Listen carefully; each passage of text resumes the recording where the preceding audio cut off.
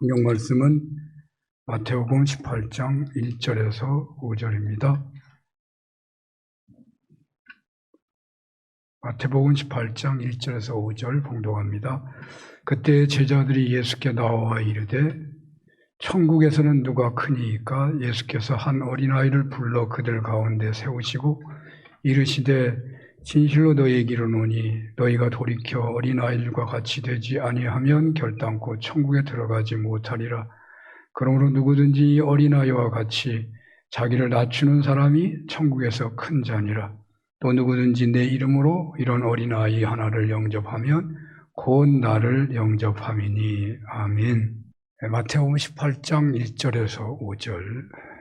낮아져서 섬기는 사람. 소리 좀 올려주실래요?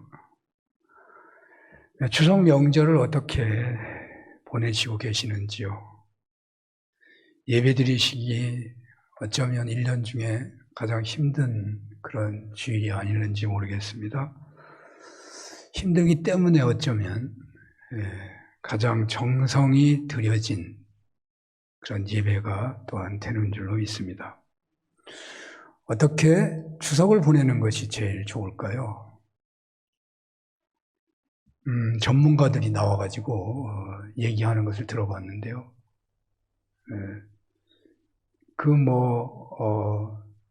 사람들이 모이면 어떤 말을 해야 되는 건가? 그게 제일 관건이더라고요. 어떤 놀이를 할 거냐? 그것도 어려운 문제지만 어떤 말을 해서 서로 즐거워하고 기뻐할 수 있겠나? 우리가 어떻게 지냈느냐, 뭐 할 계획이냐, 무슨 궁금한 거 자꾸 물어본다는 거죠.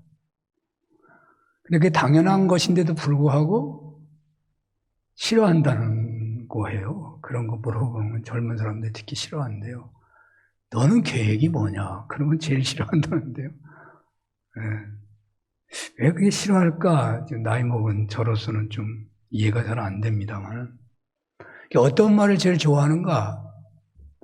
그러니까 이분도 그 말을 정확하게 찾기가 어려운데, 제일 좋은 말이 추석에 푹 쉬세요. 그게 제일 좋은 말이라고. 추석이 다 힘든가 봐요. 이런 게 다 힘드니까, 세상 살이가 너무 힘드니까, 명절에라도 좀 푹 쉬세요. 그런 말이 제일 좋은 말이라고 그렇게 말들 하더군요. 여러분들 정말 푹 쉬셔야 하는데 오늘 주일날 나와서 예배드려서 나 못 쉰다 그런 분도 계시는지 모르겠네요.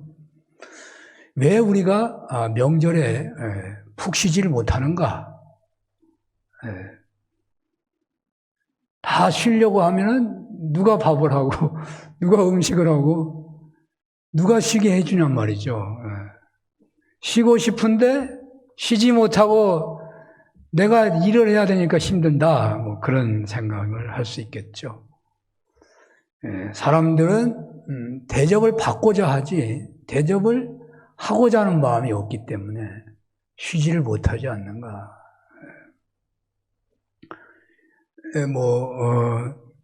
점점 세상은 나무 위에 서려고 하는 것이고 높은 자들이 되려고 하는 것이죠. 정치권에도 보면은 옛날에는 눈치를 보면서 국민 눈치 보면서 말들 하고 하는데 지금 아예 노골적인 것 같아요.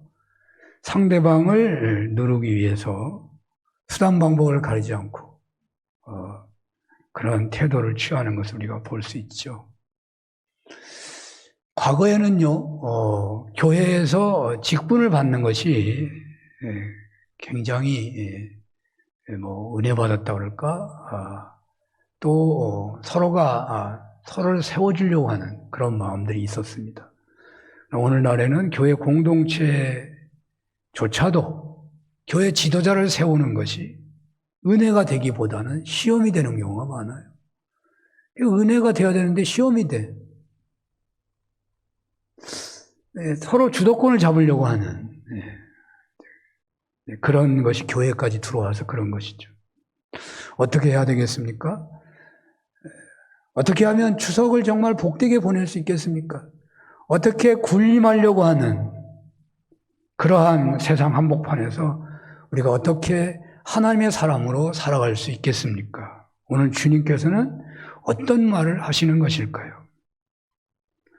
오늘 본문의 배경은요, 제자들이 서로 주도권을 잡으려고 다투고 있는 것이 배경입니다.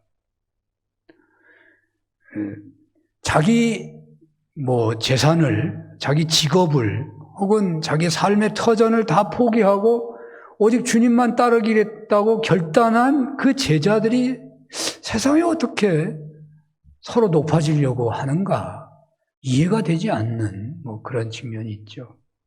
그러나 우리가 아까도 말했지만 예수 믿는다는 게 다 그런 거잖아요.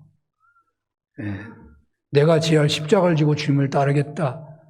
주님 나를 구원해 주셨으니 오직 주님 영광만을 위해서 어떤 희생도 내가 감수하며 충성하겠다고.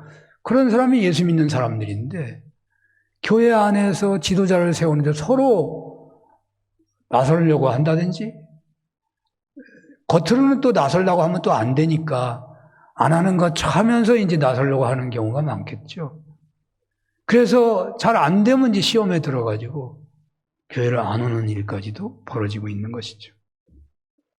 교회만 안 오다가 좀 다시 나오면 좋겠는데 아예 포기하는 사람까지 생기더라고요. 신앙을 포기해버려요. 자, 오늘 제자들이 주도권 논쟁을 하고 있는데요. 오늘 본문에서만이 아니고 복음서에 여러 곳에서 나옵니다. 여러 곳에 나와요. 그 내용을 좀 정리를 해본다면 마가복음 10장, 마태복음 20장에 자세하게 나오는데요. 그 내용을 보면 야고보와 요한의 어머니가 예수님을 찾아와서 절하면서 간절히 청을 하는 그런 시도를 벌이죠. 예수님, 나의 이 두 아들이 선생님 나라에서 하나는 선생님 오른편에 하나는 선생님 왼편에 있기를 원합니다. 그렇게 좀 해달라고 청탁을 하고 있어요. 제자들은 차마 못하고 있는 거지. 그 청탁하다가 오히려 벼락 맞을까봐 못하는 건지 오히려 더 높아지지 못할까봐 못하는지 쉬쉬하고 있는데 부모가 와가지고 어머니가 와가지고 두 아들을 청탁하고 있는 거예요. 그러니까 주님이 하도 어이가 없으셨는지 너희는 너희가 구하는 것이 무엇인지 모르고 있구나. 내가 마시려는 잔을 너희가 마실 수 있겠느냐? 이런 얘기를 하세요. 이 잔은 십자가를 말하는 것이죠. 내가 지어야 할 십자가를 지고 나와 함께 가겠느냐? 이제 그런 이야기를 하니까 그 이야기를 듣던 이제 야고보와 요한이 아닌 다른 제자들이죠. 막 화를 냈다는 얘기가 나와요. 분개했다. 왜 분개했을까요? 쟤네들은 정말 하고 싶어서 하는 한가 보다. 그냥 세워주자. 그런 마음이 있었다면 분개하지 않겠죠. 부모까지 나서가지고 저렇게 하는데 해줘야지 내가 양보해야지. 그런 마음이 있다면 분개할 이유가 없죠. 어떻게 저런 사람들이 있어? 주님이 알아서 할 일인데 청탁까지 하냐고. 아니면 자기도 그런 마음이 있으니까 제자들이 분개한 거 아니겠어요? 주님이 이렇게 말합니다. 너희가 아는 대로 세상의 통치자들은 백성들을 마구 내리누르고 고관들은 세도를 부린다. 그러나 너희는 그래서는 안 된다. 너희 사이에서 위대하고자 하는 사람은 누구든지 너희를 섬기는 사람이 되어야 하고 너희 가운데서 으뜸이 되고자 하는 사람은 너희의 종이 되어야 한다. 인자는 섬김을 받으러 온 것이 아니고 섬기러 왔으며 많은 사람을 위하여 자기 목숨을 대속물로 내주러 왔다. 그렇게 말씀하셔요. 주님은 이때만 이런 말씀을 하신 게 아니고 본을 보이면서 섬기는 삶을 사셨잖아요. 그런데도 왜 제자들이 이럴까? 주님을 따랐던 제자들에게 있어서 큰 오해가 하나 있었습니다. 그것은 그리스도가 오셔서 세우실 나라에 대한 오해였습니다. 메시아가 오셔서 세우게 될 그 나라에 대한 오해였습니다. 당시 로마 식민지로 있었던 이스라엘은 식민지에서 해방과 옛 다윗 왕국의 재건이 메시아가 오시면 당장 이루어질 그런 꿈이었던 거죠. 그것이 소원인 거예요. 이들은 메시아가 오시면 바로 이 모든 것이 회복될 것이라고 믿었습니다. 그래서 예수님을 따르는 제자들도 역시 비슷한 기대를 예수님을 따르면서 계속 품고 있는 거예요. 그러니까 섬기는 것은 섬기는 거고 나라를 회복하시는 것은 그리스도가 오시면 하시는 것이니까 그 회복될 나라에서 내가 좀 한 자리 해야 되지 않겠습니까? 그래서 그런 청탁이 있게 된 것이란 말이죠. 그 증거를 우리는 다른 데서도 많이 볼 수 있는데 그 한 가지 예를 든다면 제자들은 예수님께서 십자가에서 죽으시고 그렇게 되자 다 흩어지잖아요. 도망갔어요. 근데 부활의 소식을 접하고 또 부활을 체험한 제자들이 다 몰려들었습니다.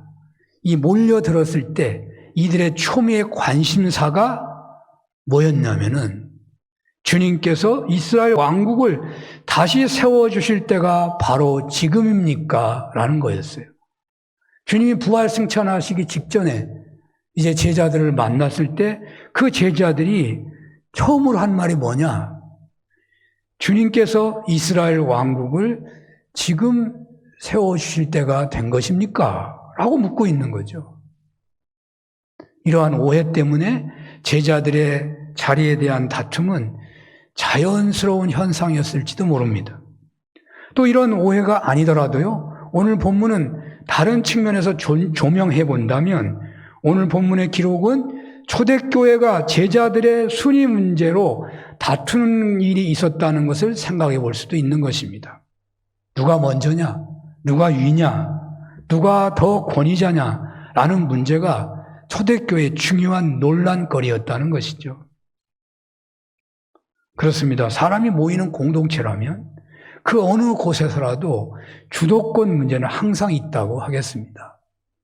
어린이들 또래 집단에서도 주도권자가 있는 것이죠. 직장의 입사 동기들, 그 동기들이 얼마나 친하고 중요합니까? 그러나 누가 먼저 승진하느냐는 문제로 묘한 암투가 있기 마련입니다. 심지어 감옥 안에서도요, 주권자가 있는 거예요. 감옥에 들어가도요, 주권자가 있어요. 신혼부부도 결혼한 지 얼마 안 돼서도 누가 주도권을 잡느냐는 것으로 신경이 쓰인다고 하잖아요. 신경을 쓴다고 하잖아요. 이런 주도권 쟁탈전 또는 주도권을 위한 암투만 가득한 그런 사회라고 한다면 그 세상은 점점 살벌해질 수밖에 없을 것입니다. 왜 살기가 힘들냐고 말들 하죠. 경제적으로 어려워서 힘들다고 하죠. 그러나 옛날하고 지금하고 생각해 보세요. 옛날보다 국민소득이 높아요. 훨씬 살기가 풍요로워졌어요. 근데 옛날보다 왜 살기가 어려워요? 옛날에는 그렇게 주도권 다툼이 심한 것 같지 않아요. 지금은 너무 살벌해요. 주도권 다툼이 심한 거예요. 힘 있는 자가, 능력 있는 자가 약자 위에 더 군림하려고 하는 그런 악한 현실, 바로 그런 현실이 앞에서 우리는 살기가 더 어렵다라고 말하고 있는지도 몰라요. 그래서 사람들은 높아지고 다스리려고 하는 자들로 가득한 세상에서 피할 곳을 찾게 되는 것이죠. 안식처가 어떤 곳이겠습니까? 안식처가 어떤 곳이겠습니까?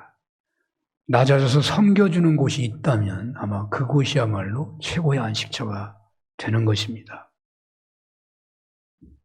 섬김을 받는 그곳에서 사람들은 안식을 얻는 것이죠. 왜 가정에서 그나마 안식을 누리게 되는 것입니까?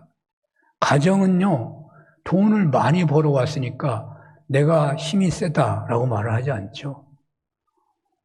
돈을 많이 벌어오든지 조금 벌어오든지 아니 그냥 돈만 쓰고 살든지 간에 가정에서는요, 아픈 사람, 힘든 사람, 예? 당장 돈이 필요한 사람이 돈을 많이 쓰게 돼 있는 거잖아요. 예, 그런 섬김이 있기 때문에 그나마 가정에서 안식을 누릴 수 있는 거예요. 좋은 가정이 그런 것이죠. 섬김이 있는 곳, 예. 교회가 천국 같다 하는 것은 낮아져서 섬기는 사람이 있기 때문에 그런 것이죠. 그런 교회는 따뜻한 교회인 거예요. 서로 와서 그런 교회의 가족이 되고 싶어 하는 것이죠. 오늘날 교회 오기가 왜 힘드냐? 이런 사람이 적어지기 때문에. 그런 사람이 점점 없어지기 때문에. 교회에서도 주고받는 것이 상식이 되어버렸어요. 아, 결혼식에 저 사람이 왔어? 안 왔어? 장례식에 누가 왔어? 안 왔어? 그래가지고는 섬기는 교회가 되게 어려워요. 오히려 안 온 사람을 살펴줘야 하는 것이죠. 오히려 못 온 사람은 오죽하면 못 온 거겠어요. 그래서 살펴주는 것이죠. 그런 교회가 안식이 있는 교회가 되는 것이에요. 낮아져서 섬기는 분들이 있기 때문에 그곳에서 안식을 누리는 것이죠. 가정에서 혹은 교회에서 이런 사람이 있기 때문에 교회가 유지되고 가정이 유지되고 하는 거 아니겠어요? 주님께서는 오늘 낮아져서 섬기는 사람을 특별한 방식으로, 그러니까 낮아져서 섬기는 삶을 특별한 방법으로 우리에게 말씀하고 계셔요. 그러니까 낮아져서 섬기는 삶을 살라고 특별한 방식으로 우리에게 명령하고 있어요. 우리 1절에서 3절 한번 볼까요? 그때의 제자들이 예수께 나와 이르되 천국에서 누가 크니이까? 예수께서 한 어린아이를 불러 그들 가운데 세우시고 이르시되 진실로 너희에게 이르노니 너희가 돌이켜 어린 아이들과 같이 되지 아니하면 결단코 천국에 들어가지 못하리라. 당연한 말씀이지만 오늘 전체 흐름에서 보면 매우 특별한 방식으로 예수님이 말씀하고 있는 것입니다. 제자들은 천국에서 누가 크냐고 묻고 있는 것이죠. 그런데 주님의 대답은 그 질문에 대한 직접적 대답을 하기 전에 어린아이를 데려오고 있습니다. 그리고는 천국에서 누가 크냐라는 질문에 대한 답을 하기 전에 어린아이와 같지 아니하면 천국에 들어갈 수 없다. 아니, 천국에서 누가 크냐고 물어봤더니 어린아이를 데려와가지고는 어린아이와 같이 낮추지 않으면 천국에 못 간다고 얘기를 하시는 거예요. 그럼 아예 천국에 누가 크냐는 말을 할 필요도 없다고 말이잖아요. 못 들어가는데 뭐 천국에서 누가 크냐고 할 필요가 뭐가 있어요. 그리고 나서 4절에 가서야 어린아이와 같이 자기를 낮추는 자는 천국에서 크다라고 말씀하고 계세요. 여기서 천국은 보이지 않는 천국을 말할 수도 있겠지만 제자들의 관심은 예수 그리스도가 세우게 될 지상에서의 하나님 나라를 생각하고 있었을 거예요. 주님이 메시아이기 때문에 메시아가 오셔서 이룰 그 하나님 나라를 생각하고 있었던 거예요. 이것이 후대의 기록이기에 동시에 이 천국은 교회 공동체라고도 말할 수 있는 것입니다. 주님께서 장차 세우게 되는 그 나라가 교회잖아요, 교회. 그리고 주님이 재림하실 때 새하늘과 새 땅을 가지고 오시는 그 나라가 또 있지만 그 나라가 있기 전에 그 나라의 예표로서 이 땅에 주님이 세우신 나라는요, 교회 공동체예요. 그래서 장차 세우게 될 그 나라에서 누가 큽니까? 라고 물어보는 제자들의 질문은 다분히 욕심이 숨어있는 질문인 것이죠. 이 질문을 기록한 마태는 교회 공동체에서 누가 큽니까? 라는 의미도 또한 같이 넣고 있는 거예요. 왜냐하면요, 성경의 기록이라고 하는 것은 후대의 기록이기 때문에 그래요. 그 기록이라고 하는 후대의 기록이라고 할 때 그 후대는요, 그 후대 공동체의 영향을 받고 있는 거예요. 그래서 성경 연구 중에 중요한 한 연구 중에 한 방법 중에 뭐가 있냐면 편집 비평이라는 게 있어요. 편집 비평. 그러니까 그 편집 비평이라고 하는 것은 그 시대의 상황을 영향을 받을 수밖에 없다는 말이에요. 그 공동체 영향을 받을 수밖에 없다는 거죠. 예를 들어서 우리 교회가 신앙 고백서를 쓰게 된다면 우리 여러분들의 신앙, 한 사람 한 사람의 신앙을 다 영향을 받아서 기록할 수밖에 없다고 말이죠. 그러니까 이러한 성경의 기록은 언제나 그 당시에 신앙생활하던 사람들의 그 신앙조차도 영향을 받고 있다는 거죠. 그래서 교회 공동체에서 누가 크냐 하는 문제가 그 당시에 있었다라고 볼 수 있는 거죠. 그건 그냥 그런 영구적인 설명을 하지 않더라도 모든 모임에 언제나 누가 크냐 하는 주도권 논쟁은 있을 수밖에 없는 거죠. 주님께서는 그 질문에 대해서 책망하시듯이 아이를 데려다 놓고서 이런 어린아이처럼 낮아지지 않으면 결단코 천국에 못 들어간다. 크고 낮고의 문제가 아니다.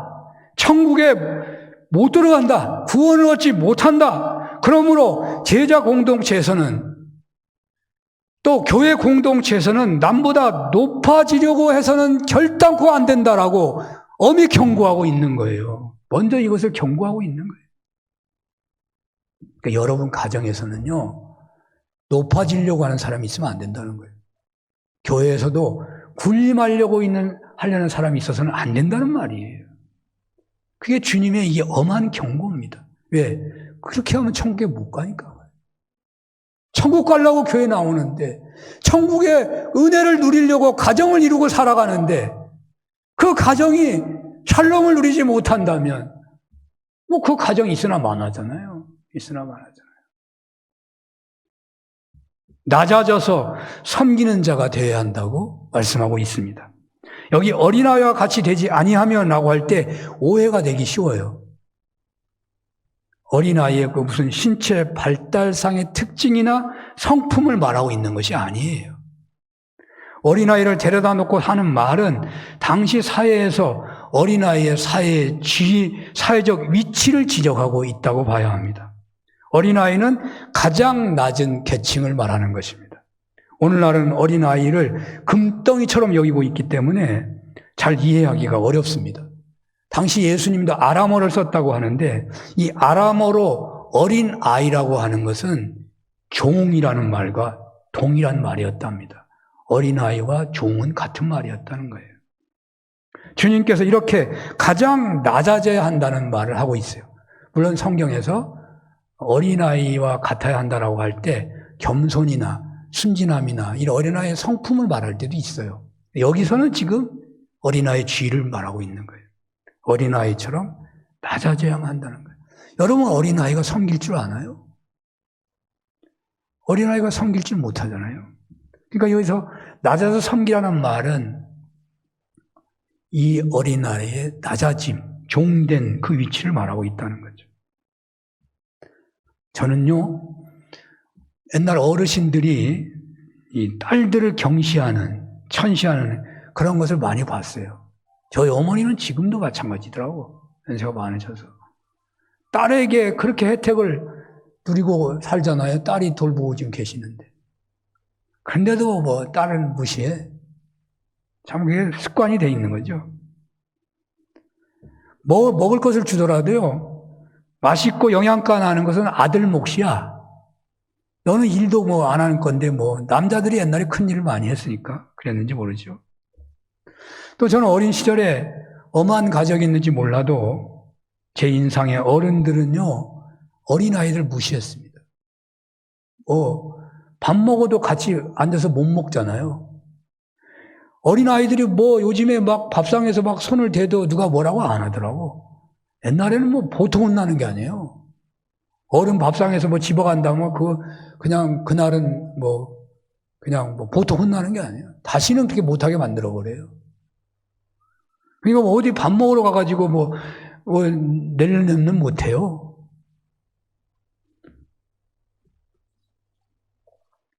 저만 특별한 경험일지도 모르지만요. 어쨌든 성경 본문에서 어린아이는 그 당시 사회의 종과 같은 계층이었다는 거예요. 바로 그 어린아이처럼 낮아지지 않으면 천국에 들어가지 못하고 천국에서 큰 자가 되지 못한다고 말하고 있습니다. 제자들에게 주님은 너희들이 다른 동료를 누르고 더 높아지려고 하는데 이 어린아이와 같은 수준으로 낮아지지 않으면 천국에서 높아지고 낮아지고가 문제가 아니라 천국에 들어가지도 못한다. 그렇게 말씀하고 있으시다니까요. 제자들의 모임에서 높아지려고 하지 말라는 것이죠. 군림하려고 하지 말라는 거예요. 주도권을 잡으려고 하지 말라는 거예요. 낮아지라는 거예요. 그리고 주님은 바로 낮아져야 할 이유를 설명하십니다. 4절에서 5절을 볼까요? 그러므로 누구든지 이 어린아이와 같이 자기를 낮추는 사람이 천국에서 큰 자니라. 또 누구든지 내 이름으로 이런 어린아이 하나를 영접하면 곧 나를 영접함이니 그렇게 말씀하고 있습니다. 제자들에게 한정된 말이 이 구절에서는 누구든지로 확대되고 있습니다. 어린아이와 같이 상대방의 종이 되어서 그 상대방이 소외된 계층인 소자라고 할지라도 그를 영접하면 바로 주님을 영접하는 것이 되므로 천국에서 큰 자가 된다는 것입니다. 반대로 어린아이나 낮고 천한 자를 영접하지 않으면 주님을 영접하지 않는 죄가 된다는 것입니다. 그러므로 낮아지라고, 낮아져서 섬기라고 명령하고 계시는 것입니다. 이러한 생활 태도는요, 주님께서 십자가에서 죽으시고 부활하심을 앞두고서 특별하게 제자들에게 말씀하고 있는 거예요. 제자들에게 특별하게 하고 있는 거예요. 십자가를 지시기 직전에. 유언 같은 것이죠. 유언 같은 것. 우리의 유언은 딱 한 가지 정도 하는 거예요, 사람들은. 예수님은 그리스도이시기 때문에 예수님이 하신 말씀이 다 유언같이 중요한 말씀이긴 해요. 그러나 주님께서 십자가 지시기 직전에 하신 말씀은 너무나 중요한 말씀인 거죠. 낮아져서 섬기라는 말은요, 유언과 같은 거예요. 주님께서 요한복음에도 나오잖아요. 제자들의 발을 닦아주면서 너희들도 발을 닦아야 한다. 그렇게 얘기하시잖아요. 그러니까 얼마나 유언 같은 낮아서 섬기는 말이 중요한지를 우리는 성경에서 볼 수가 있는 거죠. 주님 승천하시고 나면 이제 제자들만 있게 되잖아요. 그 제자들이 주님 맡겨진 사명을 감당하는데 가장 중요한 삶의 태도가 낮아서 섬기는 데 있다고 말씀하고 있는 거예요. 제자들이 하나 되어야만 주님 주신 사명을 감당할 텐데 서로 높아지려고 한다면 그 공동체가, 그 제자 공동체가 어찌 주님의 맡겨진 사명을 감당할 수 있겠습니까? 힘 있는 주도권자가 하나 있고 그 다른 제자들은 전부 다 그 명령에 순종하는 그런 군대 조직처럼 된다면 혹시 잠시 유지될지 모르지만 그 조직은요, 세상의 조직이지 천국 조직이 아니에요. 예수님이 바라시는 것은 낮아져서 섬김으로 하나 된 그 공동체가 주님의 일을 감당할 수 있다는 거예요. 그래서 유언하듯이 이렇게 말씀하고 계시는 것입니다.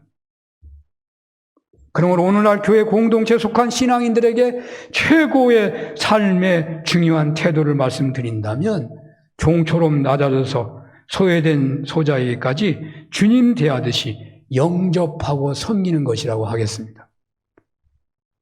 동시에 저는 하나님께서 최초로 허락하신 공동체인 가정의 축복도 바로 이러한 주님의 명령에 순종하는 데 있다고 믿습니다. 그리고 또 한국 사회의 진정한 성숙함도 낮아서 섬기는 사람들이 한 사람 한 사람 늘어나야만 희망이 있다고 보는 것입니다. 믿는 자가 늘어야 할 이유는 바로 여기에 있다고도 볼 수 있는 거예요. 세상이 왜 이렇게 더 살기가 팍팍하고 힘든 것입니까? 믿는 자가 적어지기 때문에. 믿는 자가 많아도 참되게 믿는 자가 적어지기 때문에. 그런 거 아니겠어요? 사실 광야 같은 이 세상에서 경제적으로 힘든 현실에서 정치판이 세상의 단면을 보여주듯이 주도권을 잡기 위해 온갖 수단 방법을 다 쓰고 있는 세상 한복판에서 우리가 누릴 수 있는 행복은 우리가 누릴 수 있는 안식은, 그 샬롬은 무엇이고 그 행복은 어디서 찾을 수 있겠습니까? 저는 확신하는데요. 그러한 샬롬은, 그러한 행복은 섬김을 하는 공동체에서만 받을 수 있다고 믿어요. 그러니까 주님이 그래서 낮아져서 섬기는 곳에서만 그런 은혜가 있기 때문에 주님이 그렇게 유언하듯이 말씀하시는 거예요. 우리가 너무나도 잘 알고 있는 그런 어떤 그 예화가 있잖아요. 천국과 지옥이 어떻게 다른 건가? 천국과 지옥에 먹는 건 다 똑같대요. 다 똑같이 있대요. 뭐 숟가락도 다 똑같이 있대요. 애들 얘기잖아요. 근데 숟가락이 길대. 근데 천국에서는 서로 먹으려고 보니까 숟가락이 걸려서 아무도 못 먹어서 빼짝 마르고, 지옥에서는 천국은 서로 주려고 하니까 숟가락이 길어도 상관이 없어. 서로 먹여주려고 이렇게 상대방을 먹여주니까 서로 잘 먹어가지고 행복하다고, 뭐 그런 웃기는 얘기가 있잖아요. 섬기는 곳이, 낮아서 섬기는 곳이 천국을 경험하는 곳이 아니겠어요? 단순한 진리이지만 이것은 주님께서 특별하게 강조하시면서 하셔요. 왜? 잘 못하니까. 못 지키니까. 지키는 사람이 거의 없기 때문에. 그래서 주님께서는 중요한 말씀을 하실 때 비유를 들어서 하셔요. 비유를 들으면 생각이 오래 남잖아요. 그래서 하나님의 사랑을 말씀하실 때 탕자의 비유를 들어가지고 모두 다 용서하시는 그 하나님의 한없는 사랑을 말씀하셔요. 비유를 딱 들으니까 야, 하나님의 사랑이 얼마나 대단하냐. 근데 예수님은 정말 중요한 얘기할 때는 비유보다는 실제로 본을 보이면서 하셔요. 실제로 본을 보이면서.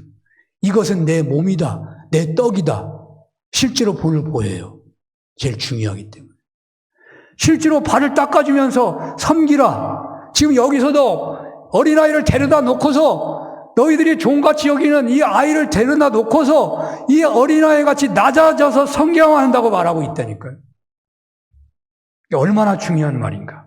그런데 오늘 본문에서는 여기 이 어떤 현상적인 것뿐만 아니라 이 본문 자체가 엄청 강조가 있어요. 이런 말이 있죠. 진실로 너희에게 이르노니 너희가 돌이켜 어린아이와 같이 되지 아니한다면 결단코 천국에 들어가지 못하리라.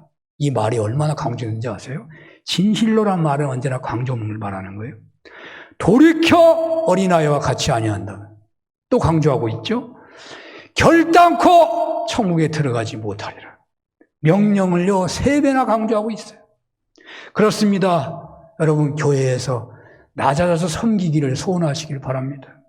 여러분 가정에서도 낮아져서 섬기기를 간절히 사모하시길 바랍니다. 가장이고 어머니지만 이렇게 낮아져서 자녀들을, 식구들을 섬겨보십시오. 온 가족들이 천국 생활을 맛보게 될 것입니다. 여러분들의 부인이, 여러분들의 남편이, 여러분들의 자녀들이 얼마나 삶의 생기를 얻겠습니까? 이제 교회에서도 낮아지시기를 바랍니다. 서로 낮아져서 섬기시기를 바랍니다. 하나님이 맡기신 그 목적과 비전을 이루어가려고 한다면 본문에서 제자들에게 당부하신 주님의 당부를 직접 우리에게 하신 말씀으로 우리가 받을 수 있어야 하는 것입니다. 제자 공동체는 오늘날 교회 공동체는, 그러니까 제자 공동체와 교회 공동체는 같은 것입니다. 하나님 나라 확장을 위해서 세우신 교회 공동체가 어떻게 그 맡겨진 사명을 감당할 수 있겠습니까? 그것은 교회 지도자들이 주도권을 잡으려고 하지 않고 오히려 어린아이의 수준으로 낮아져서 공동체에서 소외된 신앙인들을 섬기려고 할 때에만 가능할 것입니다. 그렇게 영접하는 섬기는 삶을 살 때야만 가능성이 있는 거예요. 주님께서는 어린아이 하나를에게 한 것은 바로 나에게 한 것이라고 하시잖아요. 마태복음 25장에는요, 양과 염소를 가릴 때에 그런 내용을 우리가 자세히 확인할 수 있는 구절들이 있어요. 양들에게 속한 자들에게 주님이 말씀하시잖아요. 근데 그들이 먼저 물어보니까 그들에게 말을 해요. 우리 어떻게 해서 주님을 대접한 적이 있느냐고 죄송스러워서 말하니까 주님이 너희는 내가 줄일 때 먹을 것을 주었고 목말랄 때 찾아와 마시게 했고 나그네 되었을 때 영접해 주었고 벗었을 때 옷을 입혔고 병들을 때 돌보아 주었고 옥에 갇혔을 때 찾아와 주었다. 언제 그렇게 한 적이 있냐고 물어보니까 주님이 가장 작은 소자에게 한 것이 나에게 한 것이다. 그렇게 말하시잖아요. 이렇게 섬김으로 주님께 인정받으시는 그런 신앙인들이 됐으면 좋겠습니다. 잘 안 되니까 일단 소원을 품어야 돼요. 이렇게 하기를 원합니다. 교회당 화재와 복구공사, 코로나 위기의 연속, 아직 완료되지 않은 복구공사가 마치게 될 시점에서 다시금 사는교회 공동체의 도약을 생각하게 됩니다. 어떻게 해야 우리가 다시금 교회 시작할 때의 그 타는 가슴으로, 그 열정으로 충성할 수가 있겠습니까? 어떻게 그 열정으로 하나 되어 30배, 60배, 100배 역량을 만들어갈 수가 있겠습니까? 낮아서 섬기는 은혜가 있어야 하겠습니다. 주님께서 이 시간 말씀하십니다. 교회에서, 가정에서 낮아져서 섬기십시오. 그리고 그 은혜를 누리는 중에 일터에서도 그런 향기를 바라는 은혜가 있으시기를 축원합니다.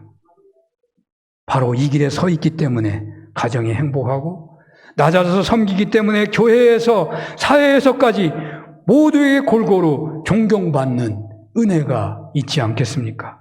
사는교회 공동체에 속한 여러분들 서로 간에 낮아져서 섬김으로 가정을 천국으로 세워가며 동시에 교회에서 낮아져서 섬김으로 존경을 받는 것이 신앙의 최고의 목표가 되시기를 바랍니다. 왜냐하면 거기에 구원의 길이 있고 그 길에 으뜸이 되는 상이 있기 때문입니다. 명절 스트레스에 심각해지는 가정들이 많다고 합니다만 오히려 명절에 빛을 발하는 여러분들 되시기를 축원합니다. 기도하겠습니다.